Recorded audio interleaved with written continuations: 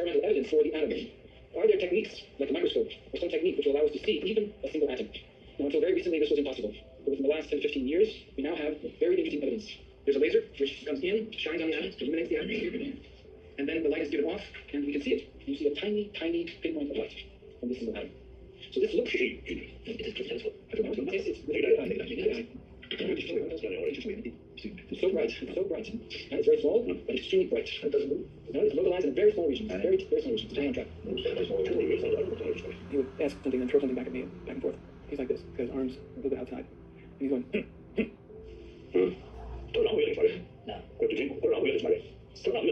Isn't it the case that all atoms are always in constant dynamic flux? You can ask, is it possible, when one comes to an absolute zero temperature, and you can go no further, are the atoms completely still?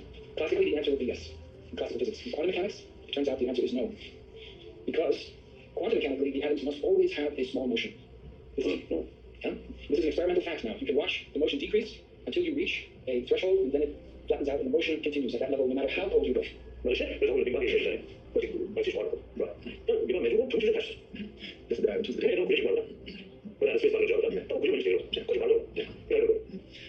terms of Big Bang, there needs to be something to ignite Big Bang. There really is a bang of sorts. Then there needs to be something that ignites that Big Bang. But if prior to the Big Bang, it is absolutely cold, then how could there be any ignition? How could there be anything to catalyze it? I expected somebody was kind of disconnected from reality and in a spiritual fog. What I found was a person completely present. Surprising. Since over 30 years, we developed serious discussion with many scientists, mainly from the 5 fields: cosmology, quantum physics, psychology, neuroscience, then biology. The dialogues focused in detail on cosmology. George Greenstein was a colleague of mine at Amherst College. When thinking about the origin of the universe, we have a lot of facts that we know, but they lead us to a gigantic question. We do not know how to deal with all matter occupying exactly the same space. And we also do not know how to deal with all matter having infinite energy. Was the Big Bang creation, or was it simply a stage in the evolution of the universe? Did the universe exist prior to the Big Bang and pass through this state and then come into the current state, or was the universe created at that instant? So what do you mean by creation? As prior to the Big Bang, there was nothing, and after the Big Bang, there was a lot. So would you say something that is caused event is a creation?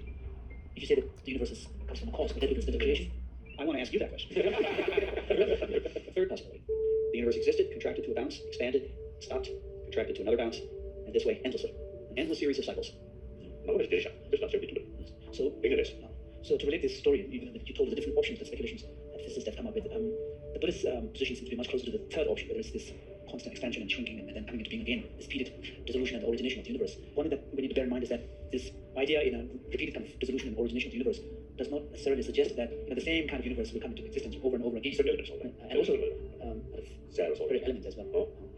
So you can envision a new universe with a whole set of new properties and elements that may not be the same as the one that existed before. And here, of course, from the Buddhist point of view, karma has a role to play. One thing I would like to mention, however, is that the idea of our planet being the center of the universe, anthropocentric, was never in the picture. From the sutras, they speak from the beginning of billion-fold universe. Ours being a small unit, 1,000 of those being a secondary unit, 1,000 of those secondary unit being a tertiary unit, a billion-fold universe. They speak of universe being like curtains of light, like horses spouting fires, wheels of light, all these beautiful images that you seem to be already looking in the Hubble telescope. But still, the idea that there was almost infinite possibilities, universes, and now for bigness also as another thing.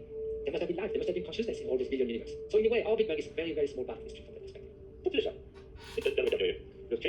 Solomon says that there's 100% support for Matthew when he contrasts the problems, the imagination problem versus the logical problem with respect to beginning and beginninglessness. So the idea that you can imagine, it's easier for imagination when we say there's a beginning, and logically we have no problem. But it's harder to imagine when you say it's beginningless, but logically that seems to be more in tune with reason. The knowledge about cosmology, Big Bang, these things. In principle, Buddhism is cosmology explanation. Quite very similar.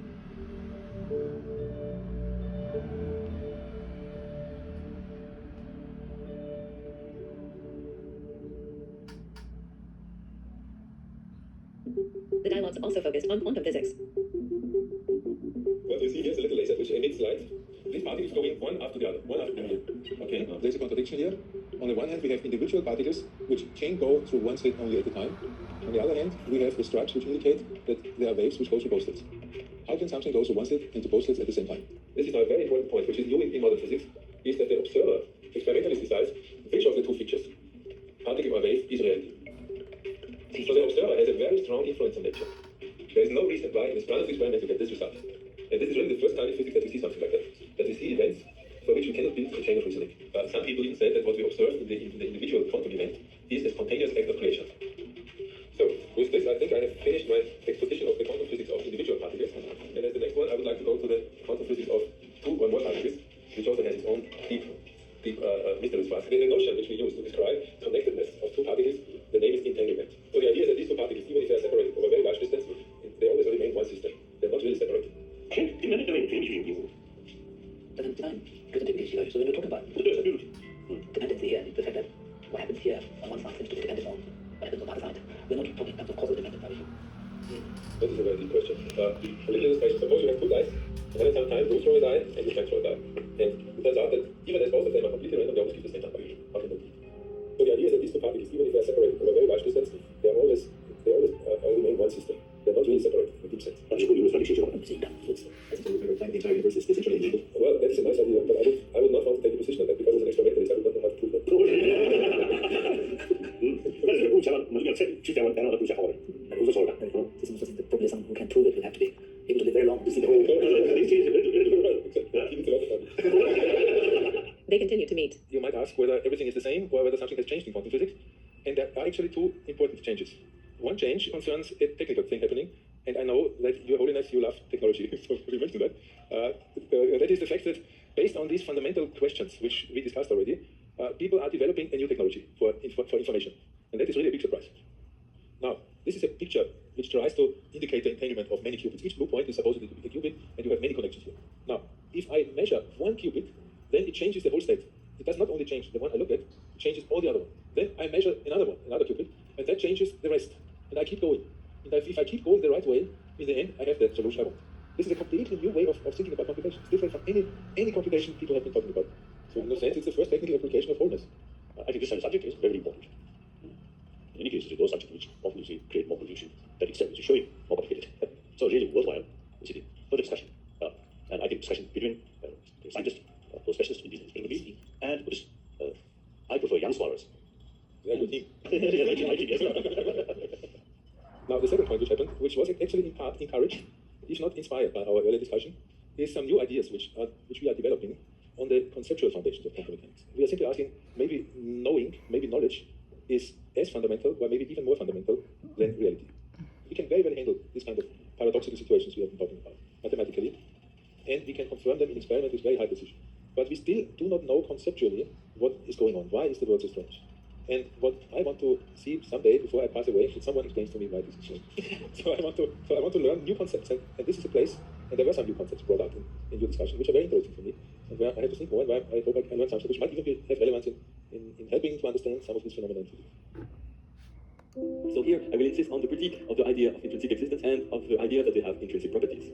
So to begin with, science made a momentous step forward as soon as it understood that certain explanations have to be given in terms of relations rather than in terms of absolute properties. First example, the Schrödinger cat. You have a box, and inside the box, the bottle contains poison. You have a fixed piece of radioactive material that has the probability 1/2 to disintegrate. The state of the piece of radioactive material is in a superposition between being disintegrated and not being disintegrated. And according to quantum mechanics, the cat should be half dead and half alive. But this sounds absurd, because when you open the box and see in the box, it's not the case. You see either a dead cat or a cat which is alive.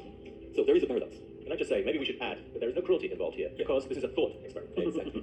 Thank you, John. Yes, this is perfectly right. And I must say, I've personally gone to Schrödinger's house. I've seen in his house that he had many cats. And so he loved cats. So hopefully not the experiment. Yes, unfortunately it's a thought experiment. Yes, yes. Experimenting on cats.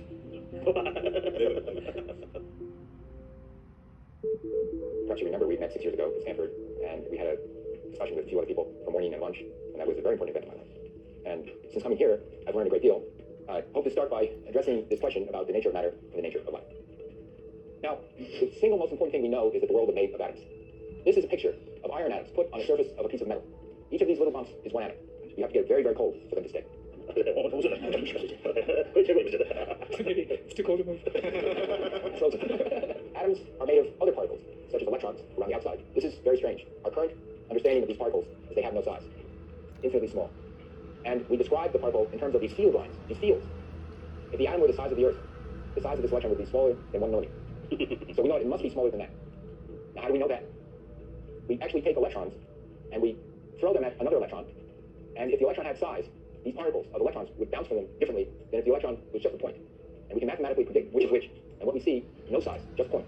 Suggestion or whether there's anything that is, do they provide any kind of obstruction to an incoming entity? And my impression, what you just said is yes, and they can collide to electrons, but they collide as if they were pure points rather than having any type of dimensionality. You're absolutely correct. object of the world. When we speak of simply the existence of things, our shared world, we posit the existence of things. What is actually the nature of the electron itself, and independently of its own parts that have ontological knowledge? You don't find it. So then you're left with a couple of options. You can either say, well, these elementary particles and so forth, all these things that we identify, they do things. So to say as they're doing things and things are done to them, that they don't exist is foolishness. Every property I know of, it depends. So when we say the electron has these intrinsic properties, we don't say it has an intrinsic property. We're not going to talk about the electron as a being. It also includes the interaction. We have to include the interaction. Because that's the observation. Because in order to even observe the electron, we need some interaction. So in that respect, I don't think it conflicts with the Buddhist philosophy. All the others are a matter of the observation. It has, which means it intimately is connected with the rest of the world. I don't see a conflict, quite frankly.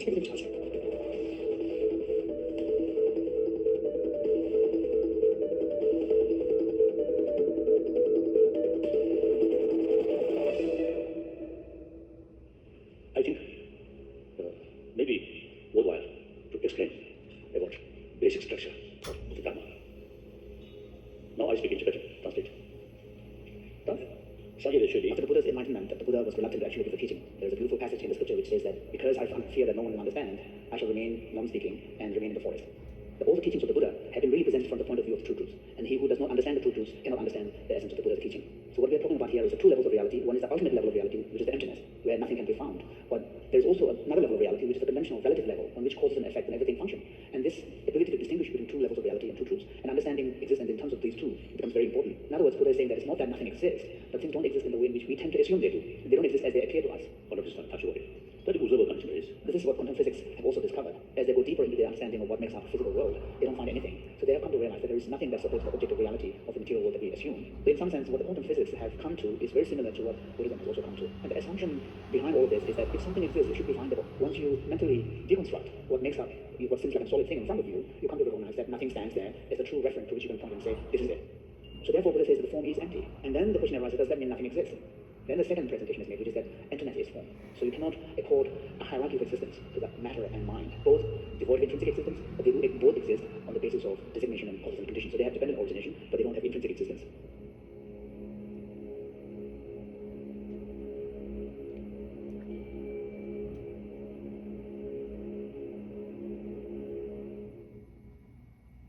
The scientific dialogues covered the field of cognitive science as well. Emotion which based on ignorance, such as strong anger, hatred, and also attachment. One of my American friend, one scientist, Aaron Beck, he mentioned when we develop anger, the object which we feel angry appears very negative, but actually 90% of that negativeness is mental projection. Find is that when we get a negative image of somebody else and it stays on and on, we start to attack the other person, but actually we're attacking the image. By attacking this image of the person, we're actually injuring the person who may be nothing like the image. So the more we have the negative image of the person, the more we're going to attack him. But it's always the image that we're having that is bothering us, not the real person. So we talked about delusion before. In a way, Yes. a lot of hatred is based on a delusion. But it's also between countries, nations, ethnic groups. They tend to have kind of an image, a mental image of the other people as some way subhuman. Let's say when the Germans would have pictures of the Russians during World War II, they showed the Russians as looking like beasts, wild beasts. Then, of course, the people thought it's okay to shoot wild beasts because they're not human beings anymore. So I think the similar, the Buddhist concept, all these negative emotions based on ignorance or misconception. Just apart from one moment you mentioned about the broad perspective before, and I think much of the unhappiness that individuals have is because they lose perspective. And I thought I'd give you an example. There was some time ago, I was asked to consult a professor of physics, and he thought that he had made a very great discovery, which might give him the Nobel Prize. And he got passed over. He did not get the Nobel Prize, and so he was depressed. And so I said, well, how important part of your life was this prize? And he said, 100%. So I asked him, I said, do you have a family? And he said, oh, yes. I said, well, how important is your family to you? So he said, my wife, 20%. And I said, do you have children? And he said, yes, I have 3 children. And I said, how important are they to you? And he said, oh, I guess they're about 40%. And I said, do you get to see your children very much? He said, well, no, I've had so much time working on my physics project that I really haven't spent much time with them. And I said, how do you feel about that? And then he started to weep. And I said, why are you weeping? He said, it reminded me when I was growing up. That's just the way my father was to me. And he said, now I suddenly realize what I am missing out on. My father missed out on it. I'm missing out because my children are missing out. So I said, now how important are your children to you now? And he said, 80%. Anyhow, he left the office, and he wasn't depressed anymore. Very wise. I think that method, that we call exactly analytical meditation. Really? Yes. Sometimes I express, compare ancient Indian psychology, particularly Buddhist psychology, modern psychology looks like kindergarten level. Well, I'm a secularist. The only reason I met the Dalai Lama was because of my daughter. And I knew that if you got invited to his palace in Dharamsala, you got to bring a single observer. I thought, what a kick this would be for my daughter. And so, although I thought this was just another one of the Bay Area fads, I figured, okay, I'll make an exception. I'll go. We start with Paul Ekman, professor of psychology and director of the Laboratory for Human Interaction at the University of California Medical School in San Francisco. But what you really should know about him is that he is a master of the face and of emotions. and of reading emotions, and he has more than 30 years of world-class research. For inexplicable reason, he and I really connected. I felt like I'd known him all my life. And that the function of emotion is to get us moving, active, very quickly, without having to think. But most of the things we become emotional about are things we have learned in the course of growing up. And the issue, which I will get to later, is can we unlearn some of them? So what I've been doing is trying to distinguish many different important states. The emotions, the moods, resentment, hatred. One of the reasons why we have so much difficulty once we become emotional is that the emotion itself enslaves us. There is what I would like to call a refractory period. That is a period in which new information doesn't enter. Or if it enters, interpretation is biased. That refractory period may be only a few seconds, or it may be much longer. As long as it's occurring, we can't get out of the grip of that emotion. I want to say that after spending more than 35 years studying emotion, I'm impressed about how little we still know about it. When we met and tried to think, what do we mean by destructive emotions? We came up with a definition: emotions that harm, suffer others. Your definition is extremely subtle. Your definition of destructive emotions is what disturbs the calm of the mind. Okay. I'm Buddhist. I often call this Buddhahood. This is my business. And how can we educate our emotions? By what means? Without becoming Buddhists. So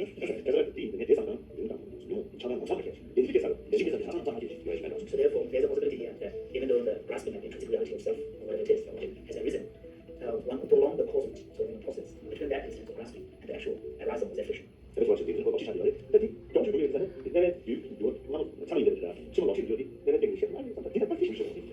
terms of really precise analysis, what takes place, let's say in the first instance of applying a flower, the very first instance is applying a flower without medication, you're simply applying the flower itself. In the next instance, that is a flower coverage. But normally speaking, in the second instance, then there's a reification of the flower, and as soon as that reification of the flower takes place, then you go to a false coverage. And so as long as it concludes here, it is to be seen whether you can find the precise neural correlate of the mere apparition of the flower versus the very next instant of the reification of the flower. And so it'll be very interesting to see whether by studying the brain you'll be able to discern the difference between the flower coverage and an end coverage.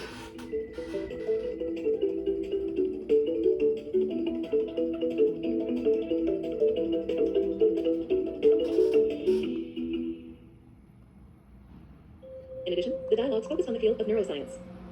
New biology. Oh, wonderful. I think if we properly sort of study these and get some knowledge, I think it can serve being human being. The Dalai Lama invited me to come meet with him because he was interested in catalyzing serious neuroscientific research on the mind and brains of Tibetan practitioners that spent years cultivating their minds. And in fact, on that momentous day in 1992, he was quite stern in a way, and he challenged me and he said, "You've been using the tools of modern neuroscience to investigate depression and anxiety and stress and fear. Why can't you use those same tools to study kindness and compassion?" And for me, it was a wake-up call. I didn't have a very good answer other than that it's hard. Scientific collaboration and research began in earnest, even though neuroscientist Francisco Varela became seriously ill, and a conference on neuroscience was organized in the year 2000 for the presentation of their results. I wanted to tell you, Francisco got very ill in 1997 with the cancer, and then after that he had to make the decision to have the transplantation of the liver. He had to decide to die or to live, and at that time he was thinking that he did not want to do the transplant. Then he received a fax from you where you said, "You must do everything to get healthy and keep working and practicing and doing science." And he said, "This is a message to me to make the right decision, to live." And he made the right decision, thanks to you.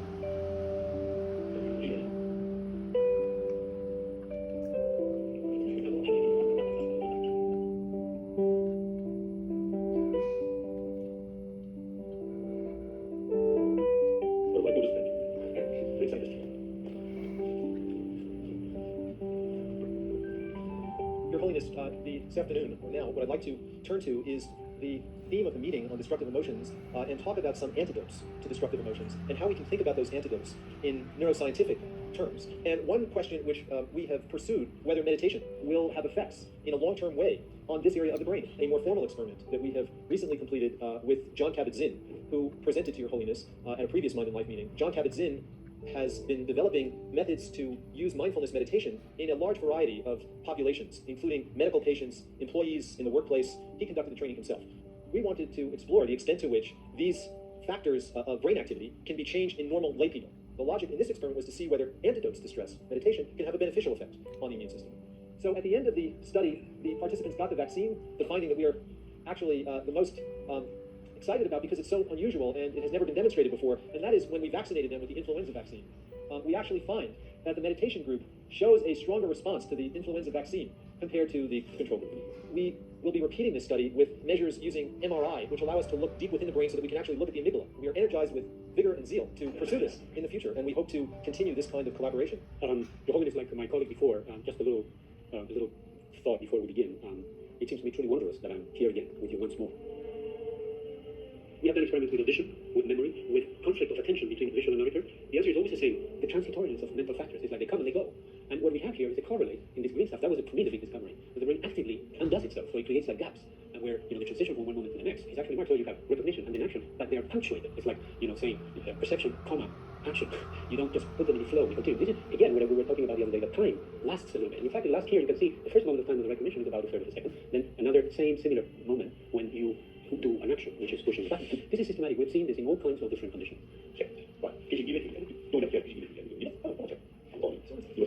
Someone said to see whether you agree with this corroborates the point of psychology. But I've also talked more general logic.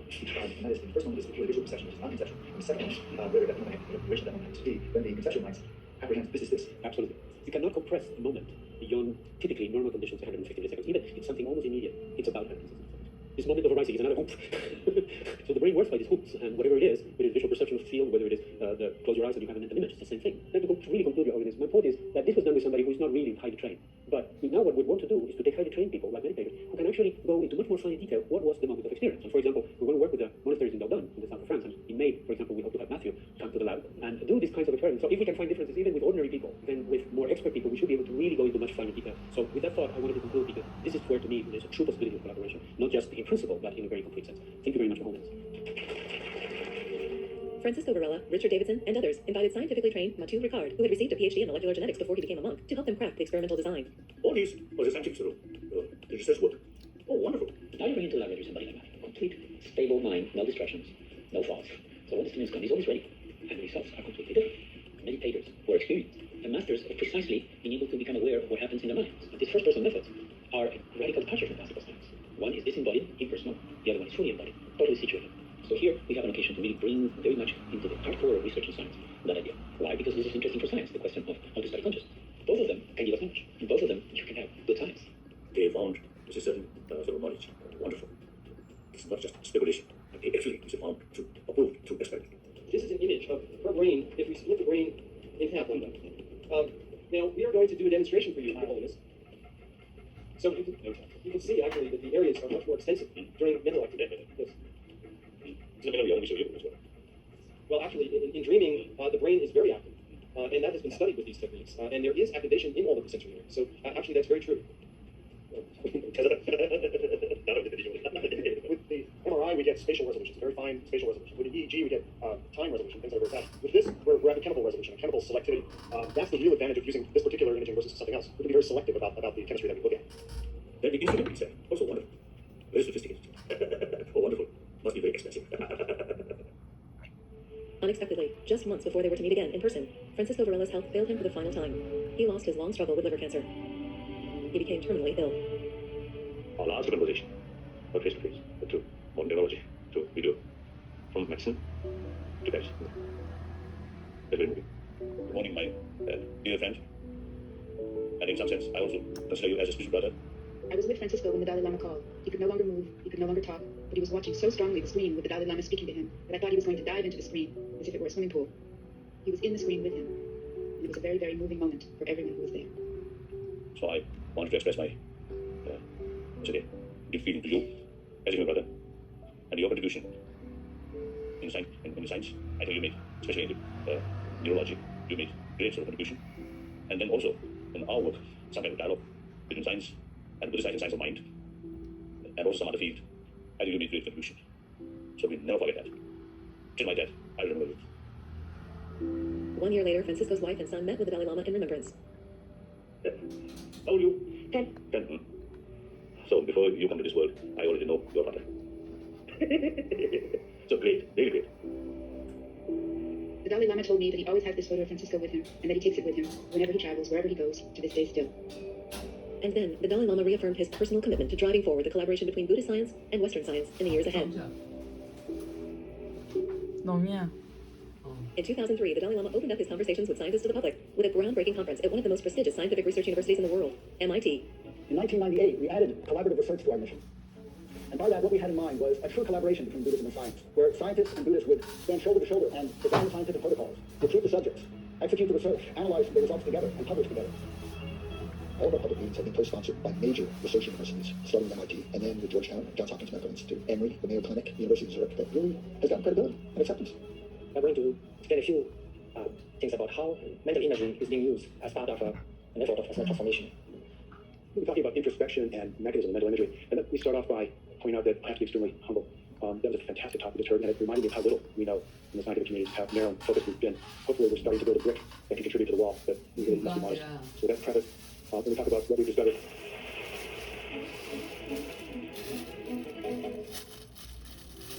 The Dalai Lama spoke before an overflow crowd of 14,000 at the annual meeting of the Society for Neuroscience, despite a petition started by some Chinese neuroscientists to ban him from speaking. And in 2014, the Dalai Lama was invited to speak at one of the world's foremost medical research centers, the National Institute of Health, where he was greeted with a standing ovation. I don't think I can recall ever seeing this auditorium this full, and I've been at NIH for 20 years. So that says something about the person who is sitting to my left, who I think all of you want to hear from, His Holiness the Dalai Lama. His Holiness I demonstrated just a few minutes ago a 13-year-old girl with cerebral palsy who is in our rehabilitation lab with some very high-tech analyses of how the motor problems connect with what's going on in the brain and how training on the elliptical and some other things they're doing is improving her legs functioning and maybe reprogramming the motor part of her brain. The controller is here. So controller damage and then this movement difficult. So now I learned training here, change controller. Ultimately, scientific research should bring some benefit to humanity. And the company or concerned people who made this, I really very much appreciate. And you now can tell them how you do this. And then I think Europe, I think comparatively better facility. But look Africa, many poor people. And then less developed country. Suffering, immense. And they do 21st century, the scientists, technologists really develop a wonderful sort of invention. So because you can touch. What do you call it? That's the device here. Yes. And you look, I have some research, not also scientific research, and technology also. Wonderful. Wonderful. The Dalai Lama collected a prestigious award today for his unique contribution in engaging with multiple dimensions of science. The John Templeton Foundation stated that for decades, the Dalai Lama has focused on the connections between the investigative traditions of science and Buddhism, specifically by encouraging scientific reviews of the power of compassion and its potential to address the world's fundamental problems. The Templeton Award, which was established over 40 years ago, claims to be the world's largest yearly monetary award. The Dalai Lama says that he intends to donate it to help impoverished children in India and also to fund further scientific research and investigation. The Dalai Lama continued to collaborate with many scientists, including Richard Davidson. If it weren't for these dialogues, I think I wouldn't have found some key insights. It's been deeply important and meaningful, and I think that it will transform science. Neuroplasticity simply means that the brain changes in response to experience and in response to training. Most of the time, the brain is changing unwittingly. Recent evidence suggests that the average American adult spends 47% of her or his waking life not paying attention to what they're doing. Now what you see here is the expression of high-amplitude gamma oscillations. These gamma oscillations, when they're seen in normal human beings, are typically very brief, less than 1 second in duration. But we observe them continuously at high amplitude in these long-term meditation practitioners. These are oscillations which are associated with states of focused attention, as well as periods of insight, when different elements of a percept or an idea come together in a kind of momentary insight. Then you see a burst of gamma. Now this is very interesting. We have, for the very first time, a technology which allows us to actually look at epigenetic changes in human brain tissue. We can take a blood cell and we can convert that cell into a pluripotent stem cell. We can then turn it into any other kind of cell in the body. And one of the things that we can do in a dish is that we can turn it into any kind of neuron that we find in the human brain. And then we can look at gene expression in that neuronal stage. And so this is going to usher in a whole new era of investigation that enables us to look with much greater specificity at the brain than ever before. It is also important to know that there are 3 major periods of increased plasticity in the brain. One is right around birth. The second is around the onset of schooling, between the ages of 5 and 7 years. And the third is around adolescence. These are periods where the brain is radically reorganized, and these are all opportunities for intervention.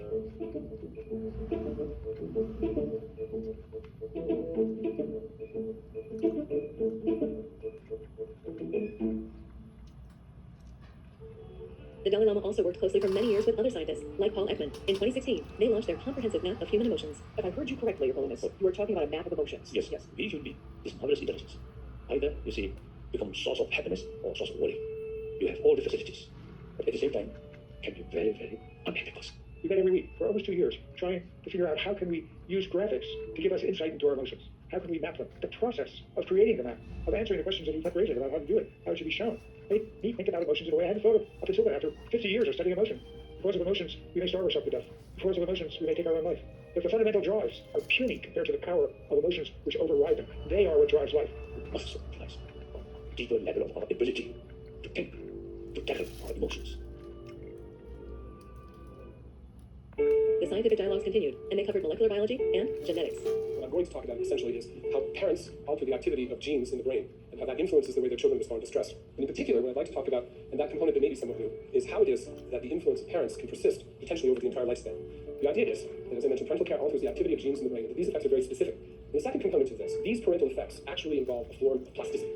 But this plasticity is different. It doesn't involve connections between neurons. The modifications actually occur at the level of the gene itself, and that there is an organization, the chemical environment in which the gene operates, and that is the effect that then sustains itself over the lifespan. They began to collaborate. And what was so impressive, I think, was the overlay between Buddhist philosophy and cognitive behavioral therapy. And what I wanted to do was try to bring that into a particular context. What we're understanding is that many forms of illness and disease is shaped first by events that occur early in life, and second, it is shaped by various forms of family experience. And I'd like yourself and members of the audience To simply imagine life as a child growing up in a family with drug abuse, unemployment, financial stress, and physical and sexual abuse. And emotionally, they then become people who are very sensitive to threat. For these children, their anger is not wrong. It is very adaptive. We've created an environment in which the child must normally be angry. And one of the problems that we face in medicine, particularly in psychiatry, is how do we reach out to those children? How do we deal with that form of anger? Of course, related to this is the question which Solomon was saying that he has been often asked and interested, that as a result of brain changes at the brain level, there is an acquisition changes at the psychological emotional level. Yes, that's uncontentious. But can one also imagine the reversal process, where as a result of the thought process, change in the thought process, one could see a change on the brain level as well? The optimism here is that these can occur, and that the dialogue involved in cognitive behavioral there in Buddhist philosophy there is the prospect of changing at the level of the gene itself. There is the prospect. I think our problem, not necessarily created by technology itself, but anger, hatred, fear. I had the honor to spend a week in Dharamshala at the invitation of His Holiness for a remarkable meeting, The Nature of Life, and it was a truly remarkable experience. It was a discussion we were having to do about embryonic stem cells.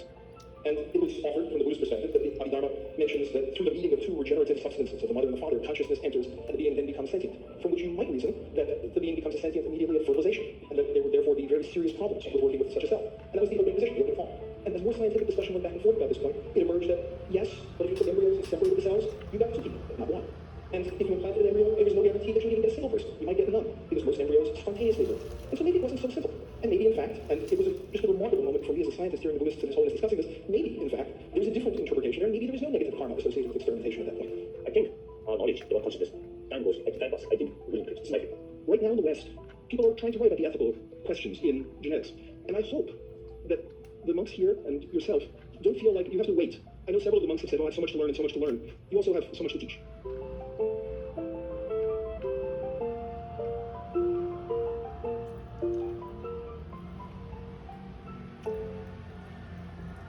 Still, working to further develop. So combination or discussion is help to extend knowledge and field of scientific research also now can expand. The Dalai Lama supported opening the field of contemplative neuroscience to a new generation. I'm a neuroscientist, and I did my PhD in postdoctoral work at Emory University. And they suggested that I go to the Summer Research Institute. And then following on that, I was able to get a grant to do a research study, a neuroimaging study on meditation. So that really launched my career to a different direction. The Summer Research Institute is really instrumental in this whole field. They bring in a lot of the senior researchers and scholars and a lot of the undergraduate students and postdocs that are coming up. And the idea is to really foster our development. Young scientists who attend the Summer Research Institute are eligible to apply for a $20,000 Varela grant. More than $63 million in follow-on grant research funding in the field of contemplative neuroscience has been raised as a result. If you put out a request for papers to a conference, who should be allowed to speak?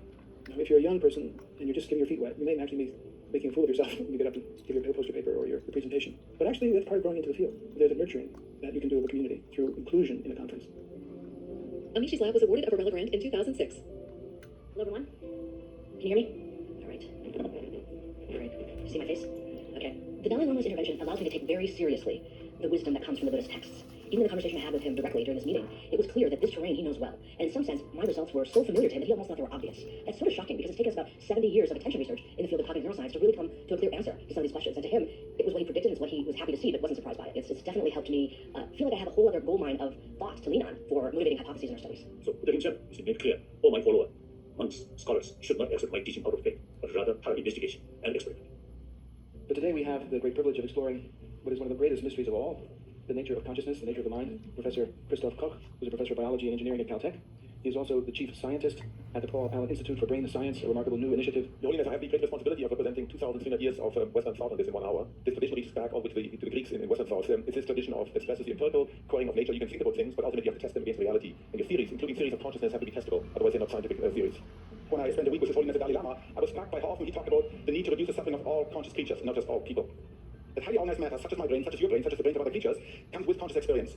I was struck by a particular type of meditation. You can have what Buddhists call a naked awareness, pure experience, she experience. When you're conscious, so you're not asleep, you're conscious, but there's no content, there's no desire, no dream, no fear, no ego, no sensory messages, but you're still conscious. Pure consciousness, very interesting. More and more, there was strong and growing support for the concept of allowing young Buddhist scholars who had mastered these techniques of controlling their own minds to also be trained as scientists themselves. I think now in more than 10 years, we start selected monk student, especially for the class of science. I'll just make a brief outline how we are overseeing many of the science initiatives that are taking place due to the guidance of His Holiness. The Science for the Monks is an initiative since the year 2001 that was followed by the Sacred Science Leadership. The leadership program came into being because we felt that it's important not only to give the basic science education, but also to create a network of science teachers or others who do the fieldwork in different monasteries. Many science teachers, they're very much pressed. These monk students do not know English, they do not know mathematics, but their way to think, to analyze is very sharp. In 2000, 2006, when Your Holiness invited us to collaborate with the Library of Tibetan Works and Archives to develop this program. That was a great honor for every university. Certainly, a program like this, its aim is not only to impart modern science education for the Tibetan monks and nuns, but His Holiness's vision here is to prepare the future contemplative collaborators with the science so that new knowledge can be formed, which can have a tremendous benefit for the humanity at large. And then, monks themselves also gradually, daily found not only just interest, but something to use. Extensive science curriculum has been created and translated. Many Tibetan monks have been trained over years at Emory University to become science teachers for the project, and new science centers have been created at all of the leading Tibetan monasteries in India. For the first time in 2,000 years, a dramatic change has been made in Tibetan monastic education. Science has officially become a required course of study. And we can implement knowledge from Buddhist science and Buddhist philosophy, then we can create a collaboration of knowledge which can have a very positive outcome. Although the outcome may not appear immediately, in the long run, there will be great results and great progress. And I see it as a contribution to the future generations and humanity as a whole. The Dalai Lama also encouraged the development of new scientifically based education curriculum for youth. A conference was held in 2018 for the presentation of some model programs.